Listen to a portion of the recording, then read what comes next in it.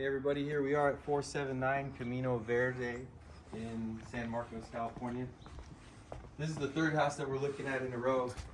Right away, the biggest problematic thing that I've seen so far is all of the discoloration from around the outside of the house from not having a gutter system. We'll get deeper into that at the most problematic area, but for right now, front door is sun bleached.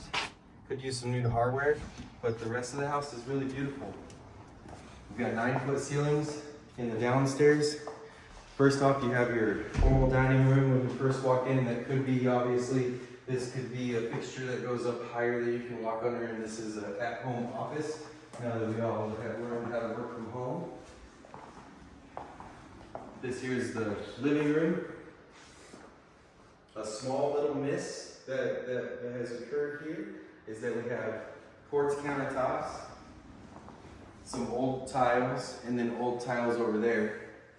For me, if I were to buy this house, I would want to go find some countertop like this and do the hearth and the backsplash for that area in this quartz, and then I would find this flooring tie in and come with the luxury vinyl plank all the way through because it is able to be used in kitchens. Let's get downstairs. So this is the way to the one-car garage that points straight out. So plenty of space in here for a Tesla, not so much for anything that's super wide. So maybe not your bigger Teslas, but like your Model 3s would probably fit in here pretty good. But remember that if you're gonna have 2 electric cars eventually one day, then you'll have to have a charging station here and a whole other charging station in the other garage. So that could be like something for the future that could cost quite a bit of money to plan for.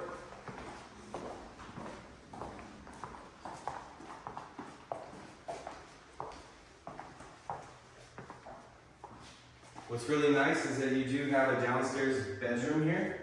I don't know what it would look like to just open this up to be more living space. I don't know if this is load bearing, that's load bearing, but anything that is load bearing, there's always architects and contractors out there that can kind of guide you through what they can do with the beam systems and stuff like that. If you didn't need a downstairs bedroom, but this is what makes it 4 bedrooms.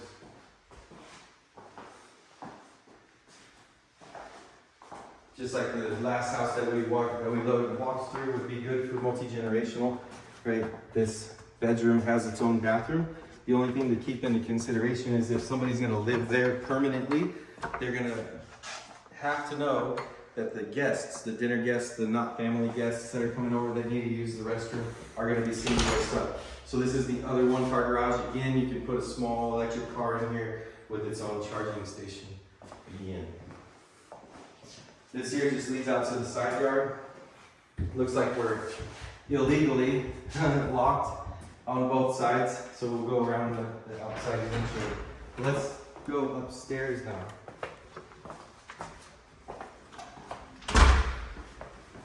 So that's all of the downstairs. Coming upstairs.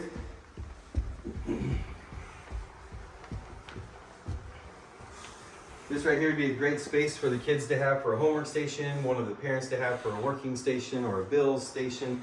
The kids' rooms are 1, 2 that share this bathroom. Here's the linen closet for them. There's a whole nother linen closet in the master for the people that are going to be living in the master. Has a pretty decent walk-in closet, right? Plenty of space for one person and their clothes.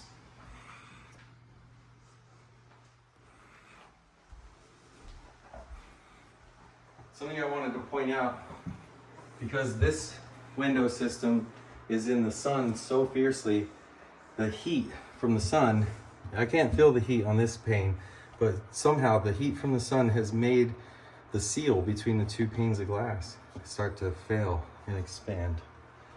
Where this one, you don't see any deformation at all. So something to look at. Here's the other room. This one doesn't. Sorry.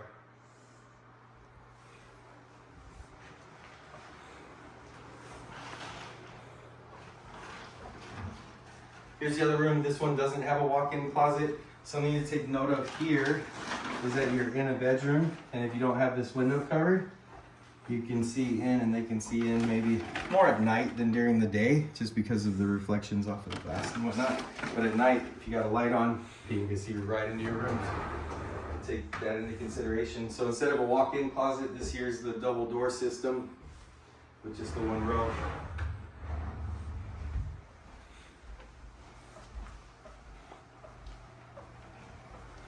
My favorite part of the whole house is they got it right. They put the laundry room with the bedrooms.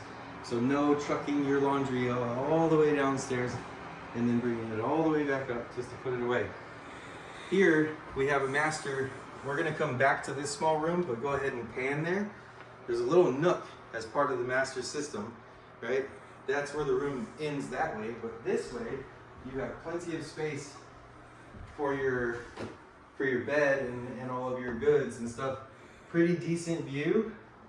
We're right on a road. I don't know exactly how busy this road gets, but it is 2 lanes with a turn lane in the middle. So it looks like the speed limit is probably about 45 miles an hour. So if road noise is a bother, then this house isn't for you. All right, right here we have the stand-up shower, the soaker tub.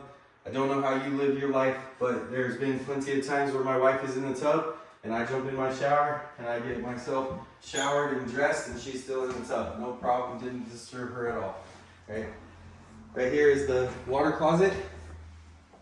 Also, doesn't need to be disturbed while using, right? And then the giant walk-in closet for the his side and the her side. Something that Kyle and I were looking at.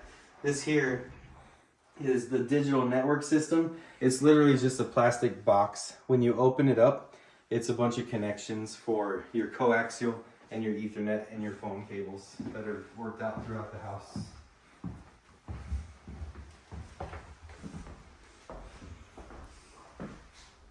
All right, so I mentioned that there's a place for linen in the master. So here's more storage for just the master. It's behind the door, you see? Now, privacy. And then a whole nother storage cabinet system. What would you use this space for? Leave it in the comments for me. I would love to discuss it with you. I'm thinking like a desk here, but I'm gonna want it pretty custom. I wouldn't like my desk to like cover up my window unless I went outside and realized that it didn't look ugly from outside. But I wouldn't want to eliminate the window, so I might actually see, like, if the HOA would allow it, to go up with a window system that's a little bit higher, so it would let in the natural light and make me feel good while I'm on the phones reaching out to you while I'm working in my master. Great workspace for me. That's what I would use it for. If you've got a better use for it, let me hear it. All right, let's go check out the outside and where I think it would be the highest and best use.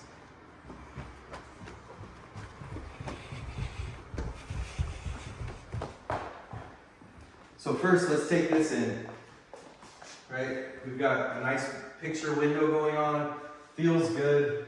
I'm not seeing inside of people's homes. I doubt that they can see inside of me without some sort of a looking glass or a binocular, but I do see a wall. And what I'm thinking is when you're on your way to Arizona, towards El Centro area, there's a lot of nice artwork that you can get for outdoor art. So just plaster, I would plaster that wall with outdoor art made of metal and just make a beautiful situation. I'm gonna want my barbecue system to be right off of my kitchen, which is perfect right here. I would take out this big bush because it's got thorns and I don't like it. And I would build a beautiful countertop system with my smoker and my grill and my prep station and a nice area for people to sit at with me and enjoy my backyard with me in this beautiful Southern California weather. Now let's get to the bad again. Here we go, back into the bad. Let's look at this staining. And look up there. All you gotta do is collect the water in a gutter system and put it down into a drain. You got all this discoloration, and the worst spot is right here. This here is letting all of that water collected on the roof just dump down on this, and you can see it's growing algae, it's bringing the dirt off the roof. Whatever the case is, there's dirt and elements and minerals in the rain itself. It's all coming down onto the house and it's sticking and it's making it look bad. As for, is it taking away the life of the home? I can see on this edge that we've got a little bit of rust coming in, which means that this piece of metal doesn't like to be wet for very long. So if you put a gutter system on there, you would eliminate most of the water that actually gets onto that piece of metal. Other than that, you've got all that water pounding down on the top. Underneath the stucco is a layer of paper, like roofing paper, right? That's the first layer you put on the wood, on the roof. It's the same thing for stucco. So behind the stucco is a waterproof layer of paper. Once that paper gets wet and dry and wet and dry and hot and cold and hot and cold, it could fail. Well, you're still steadily dumping water onto it after it fails. So then it's going to work its way into your home. And in this particular spot, you're not going to see it right away because you don't see that spot from inside until here. So there's like 2 feet of space here that could be getting damaged and rotted and creating mold and all kinds of horrible situations that could happen, right? That would be almost eliminated with a gutter. Just one piece of gutter right there would be the most practical and most affordable way to go. The best way to go would be gutter around the whole house. All right, well, thank you for joining me again for my 3rd showing today in San Marcos. I'll see you next time.